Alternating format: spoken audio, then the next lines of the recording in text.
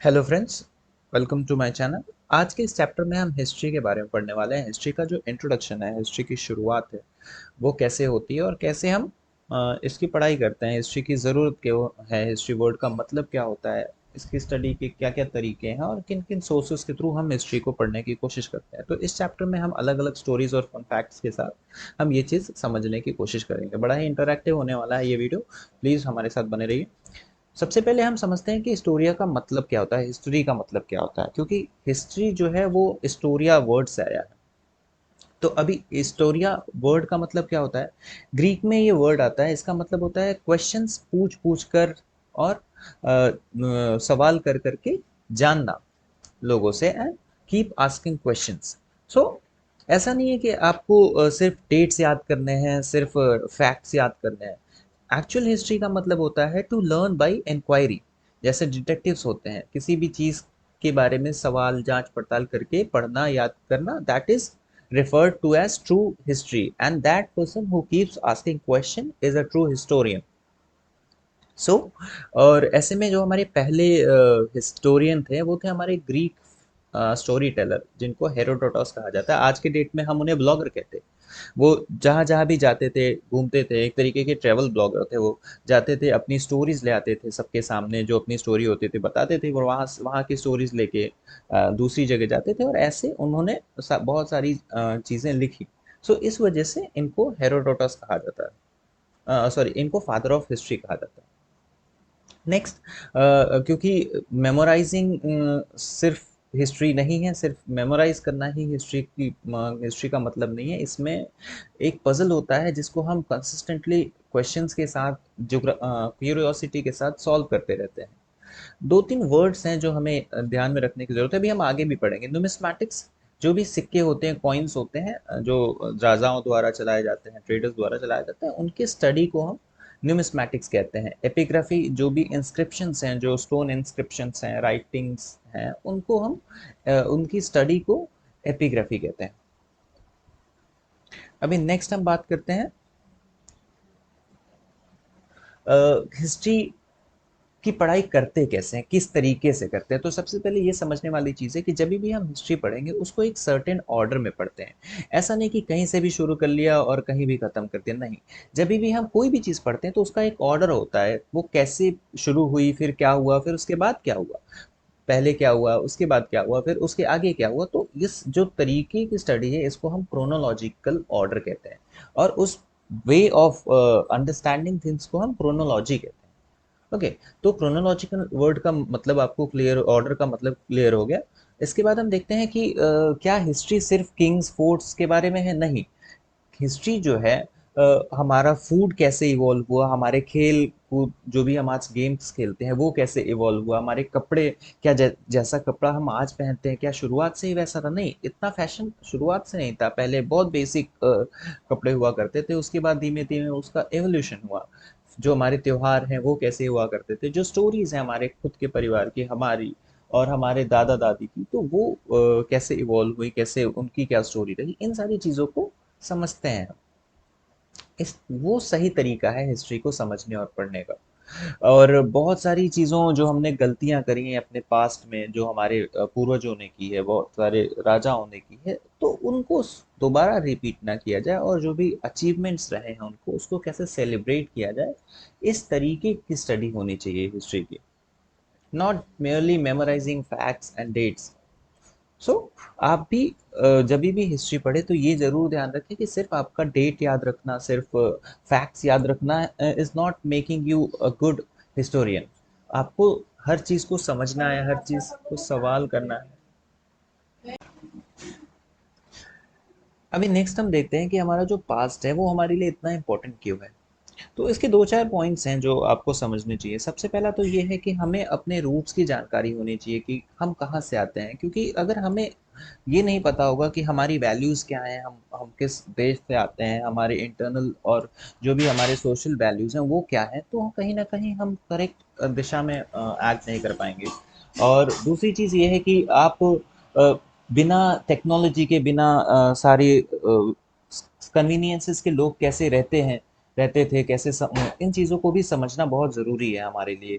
जो भी हमारे पुराने मंदिर हैं, फोर्ट्स हैं, जो आर्कियोलॉजिकल हमारे रिसोर्सेज हैं, उन सारी चीज़ को बचा के रखना भी हमारी जिम्मेदारी है। और इस चीज़ को के इम्पोर्टेंस को समझने के लिए कहीं ना कहीं हिस्ट्री और बाकी चीज़ों का इम्पोर्टेंस समझना जरूरी है। और जो हमारा कल्चर है वो कितना अ, एक तरीके से बेहतरीन है, इस चीज़ को भी समझने के लिए to feel proud upon that culture we should also have a clear knowledge about that. तो इन सारी चीज़ों को लेके समझने के लिए हमें ज़रूरी है कि हम अपने पास्ट के बारे में जानकारी रखें। नेक्स्ट हम देखते हैं कि अभी जो टाइम है हमारा, उसका कैसे मेजरमेंट होता है, टाइम को किस तरीके से किस वे में मेजर करते हैं, क्योंकि इसका थोड़ा अलग तरीका है मेजर करने का। सपोज करिए कि आपका बर्थ होता है आज से 2000 साल पहले, और ये डिसाइड किया जाता है कि आपके बर्थ से बाद की जितनी चीज़ें होंगी, जितने इवेंट्स होंगे, उसको कॉमन एरा कहा जाएगा, और बर्थ से पहले की जितनी भी चीज़ें होती हैं उसको बिफोर कॉमन एरा कहा जाएगा। तो ऐसा ही हुआ था जब जीसस क्राइस्ट का बर्थ हुआ था। जो भी क्रिश्चियनिटी के फाउंडर हैं, जो बहुत सारे लोग आप लोग जानते होंगे कि जो जीसस क्राइस्ट थे वो क्रिश्चियनिटी के फाउंडर थे, उनका बर्थ 2000 साल पहले हुआ था। और ये डिसाइड किया गया कि उनके बर्थ से पहले वाली चीज़ों को बिफोर कॉमन एरा के नाम से जाना जाएगा, और उसको बैकवर्ड्स काउंट किया जाएगा। और उनके बर्थ के बाद वाला जो टाइम है उसको एनो डोमिनी या कॉमन एरा के नाम से जाना जाएगा, और उसको फॉरवर्ड्स में काउंट करेंगे, जैसे कि आज हम करते हैं। तो फॉर एग्जाम्पल, अगर किसी ने आपसे कहा कि 300 BC में किसी का बर्थ हुआ था, या अशोक का ही एग्जाम्पल ले लीजिए कि उनका बर्थ 300 BC में हुआ था, तो दैट मीन्स कि 300 साल before the birth of Christ और 2000 साल उनके बाद का जो टाइम है। तो चूंकि आप यहाँ खड़े हो, तो टोटल 2300 ईयर्स अगो उनका बर्थ हुआ था। तो ये समझने वाली चीज़ है। बहुत लोग कंफ्यूज हो जाते हैं कि बिफोर क्राइस्ट एरा या बिफोर कॉमन एरा और आफ्टर सॉरी कॉमन एरा में क्या डिफरेंस है, और बहुत कंफ्यूजन होता है। तो ये जरूरी है आपका समझना कि काउंटिंग कैसे करते हैं। नेक्स्ट बात करते हैं कि जो पहले के लोग रहा करते थे किस तरीके से रहते थे, किस तरीके से उनका खान पान होता था, और क्या चीज़ें वो इस्तेमाल करते थे। तो सबसे पहली तो ये चीज़ थी कि पहले कोई घर नहीं हुआ करता था, कोई इलेक्ट्रिसिटी नहीं हुआ करती थी। तो वो जो उनका घर होता था वो गुफाएं होती थी, उन गुफाओं में रहते थे, जिनमें कोई रोशनी की अरेंजमेंट नहीं थी। और फूड के नाम पे अगर बात करें, तो या तो वो एनिमल्स का हंटिंग करते थे, या फिर जो एनिमल्स, या फिर जो नहीं वो खा पाते थे, या वो फ्रूट्स वगैरह खाते थे, जो भी उनके आसपास मिल गया उसको।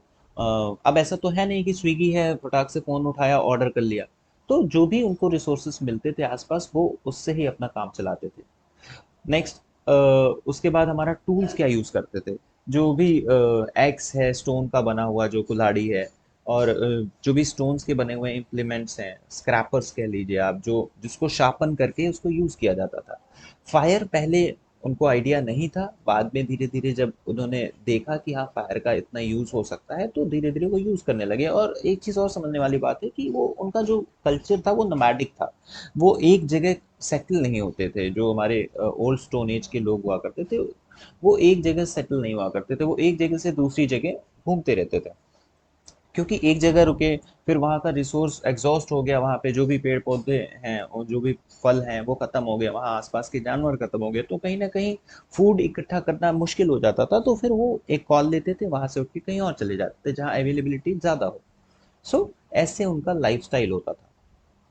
क्योंकि वो स्टोन के टूल्स यूज़ किया करते थे, तो उस एज को, जो 2 मिलियन ईयर्स पहले का जो एज है, उसको ओल्ड स्टोन एज कहा जाता है, या पैलियोलिथिक एज भी कहते हैं। पैलियोलिथिक का मतलब होता है स्टोन। तो इस वजह से उस एज को, उस टाइम को हम पैलियोलिथिक एज भी कहते हैं। ओके, नेक्स्ट हमारा है जो रॉक पेंटिंग्स है। क्योंकि उनके पास एंटरटेनमेंट पर्पस के लिए बहुत कुछ नहीं होता था, या फिर अपनी चीज़ों को शो करने के लिए, शोकेस करने के लिए कैमरास नहीं थे, वीडियोग्राफी नहीं होती थी, और ना ही इंस्टाग्राम था। तो वो अपना जो आर्ट है वो जो गुफा में रहते थे उन्हीं दीवारों पे किया करते थे। जो नेचुरल कलर्स हैं, मिट्टी उठा ली, वाइट लाइम उठा लिया, चारकोल वगैरह उठा लिया, और उसी से वो पेंटिंग करके एक तरीके से लोगों को सिखाते थे, बताते थे, दिखाते थे, तो वो उस तरीके से पेंटिंग किया करते थे और कहीं न कहीं अपनी चीज़ों को एक रिकॉर्ड रखने के लिए, किसी और को दिखाने के लिए, बताने के लिए वो चीज़ें की जाती थी। अच्छा, अभी बहुत लोगों को अगर सिखाना भी होता था कुछ की जैसे कोई प्लानिंग ही करनी होती थी, तो वो उसपे पेंटिंग्स बना के, प्रेज़ेंटेशन बना के एक तरीके से जैसे हमारा आज पावर पॉइंट प्रेज़ेंटेशन होता है, आप देख लीजिए। तो उस तरी वो पहले का पावर पॉइंट पॉइंट प्रेज़ेंटेशन था और आज के डेट में तो सबके पास लैपटॉप है, कंप्यूटर है, वो फटाफट बना लिया।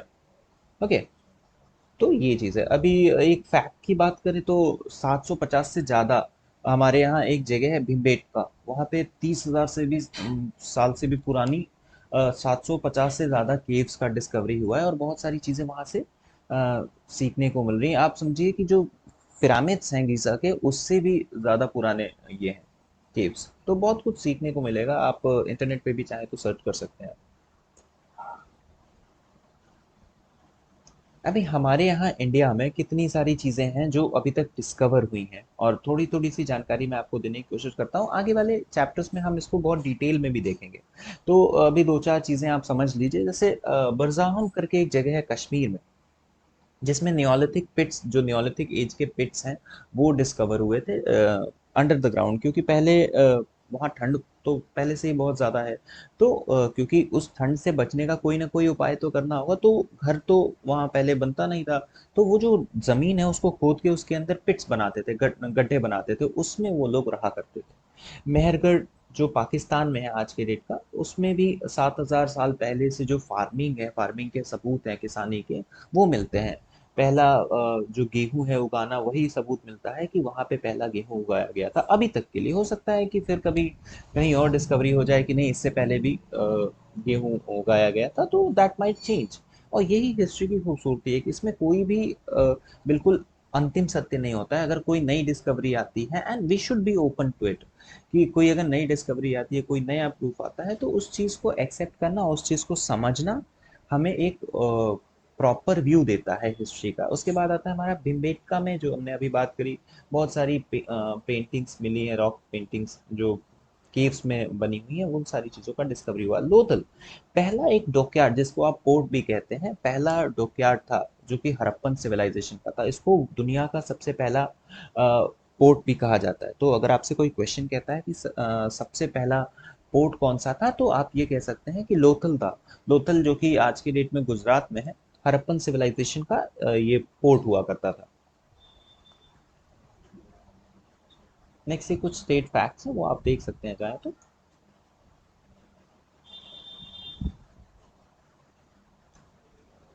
अभी क्या है कि हम पास्ट के बारे में जानकारियां जुटाते कैसे हैं, कुछ सोर्सेस हैं, कुछ उनको कैटेगराइज किया गया है दो तरीके के सोर्सेस बेसिकली। जैसे कि पहला हमारा सोर्स होता है आर्कियोलॉजिकल सोर्स, जिसमें जो मटेरियल्स हैं, जो कॉइन्स, पॉट्स और बिल्डिंग्स हैं, इन सारी चीज़ों से जो हमारे डेटा या जो हमारा इंफॉर्मेशन इकट्ठा होता है, that all are considered in archaeological sources. और नेक्स्ट हमारा लिखी हुई चीज़ें हैं जिनको लिटरेरी सोर्सेस कहते हैं।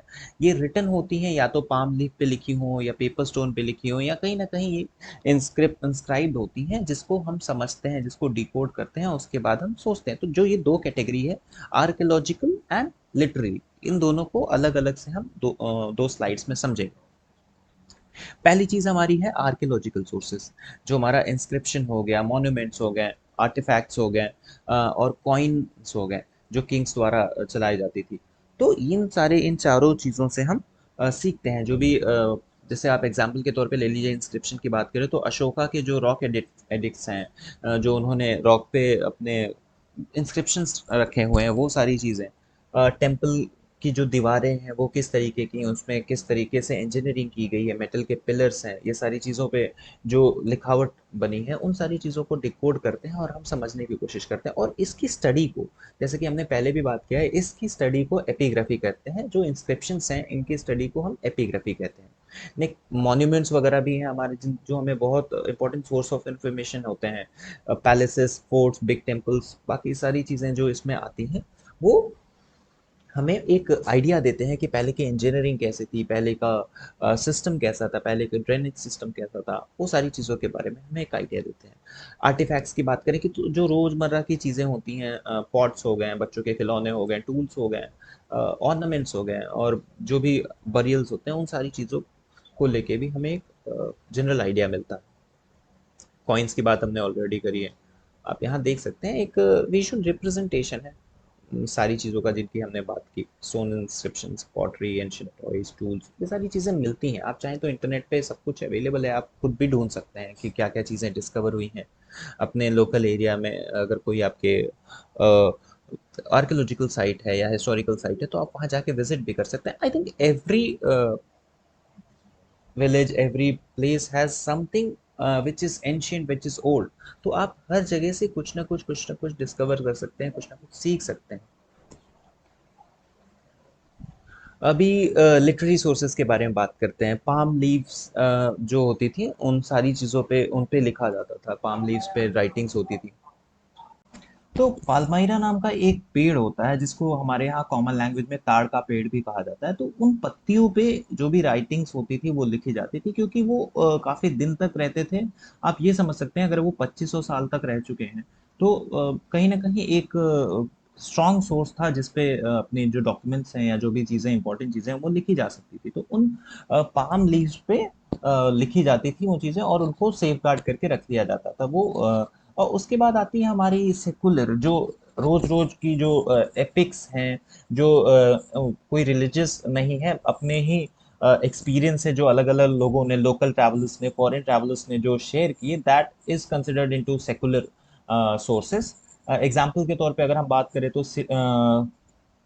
सिलापतिकरम करके एक एपिक है। मेगास्थनीज के भी बहुत सारे ट्रैवल रिकॉर्ड्स हैं। फाइयन करके जो हैं उन्होंने भी बहुत सारी चीज़ें दी, पोएम्स दी। तो उन सारी रिकॉर्ड से भी हमें एक आइडिया लगता है कि पहले की चीज़ें कैसी थी। उसके बाद आता है हमारी जो रिलीजियस स्क्रिप्ट्स हैं, रिलीजियस जो वेदास हैं, पुराणास हैं, उन सारी चीज़ों से भी हमें एक आइडिया मिलता है। ओके, तो ये लिटरेरी सोर्सेस के एग्जाम्पल हैं। और आप एक चीज इसमें इम्पोर्टेंट याद रखने वाली है कि ये जो रिकॉर्ड है वो पाल्मेरा लीव्स पे मेंटेन किया जाता था पहले के ज़माने में। उसके बाद धीरे धीरे पेपर का इंट्रोडक्शन हुआ और सारी चीज़ें आगे बढ़ी। अभी नेक्स्ट हम देखते हैं कि जो हमारा हिस्ट्री है वो जनरली तीन बेसिक कैटेगरीज में बांटा गया है। पहला कैटेगरी जो है वो हमारा प्री हिस्ट्री है। प्री हिस्ट्री का क्या इम्पोर्टेंस है, इसमें हमारे पास रिकॉर्ड्स तो रिकॉर्ड, सॉरी, इसमें रिकॉर्ड्स ही नहीं है कोई।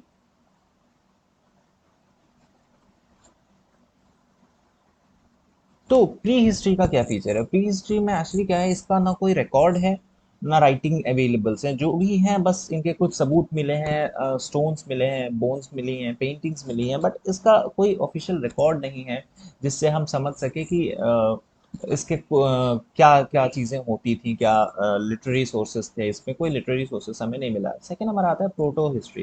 प्रोटो हिस्ट्री की राइटिंग्स तो हैं, लिटरेरी सोर्सेस हैं, मगर हमारे पास कोई ऐसा व्यक्ति नहीं है जो इसको डिकोड कर पाए या इसको ट्रांसलेट कर पाए, और ना ही हमारा गूगल ट्रांसलेट कर पाता है।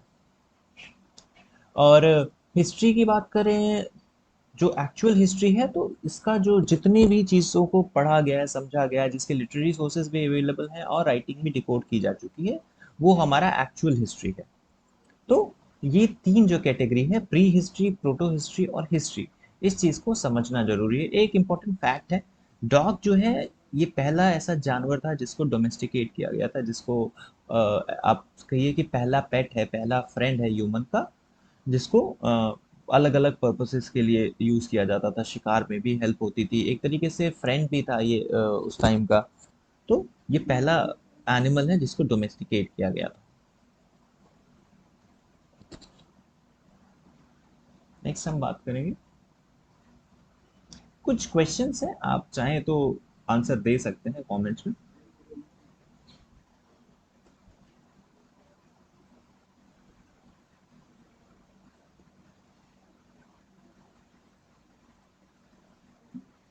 तो इस चैप्टर में बस इतना ही था। आप इस पेज का स्क्रीनशॉट ले लीजिए, इसमें बहुत सारे इंपॉर्टेंट चीज़ें हैं जो आपको याद रखनी चाहिए। और बाकी अगली क्लास में मिलेंगे तो हम देखेंगे कि हिस्ट्री फिर आगे कैसे बढ़ा और ह्यूमन इवोल्यूशन के बारे में बात करेंगे। So till that time take care.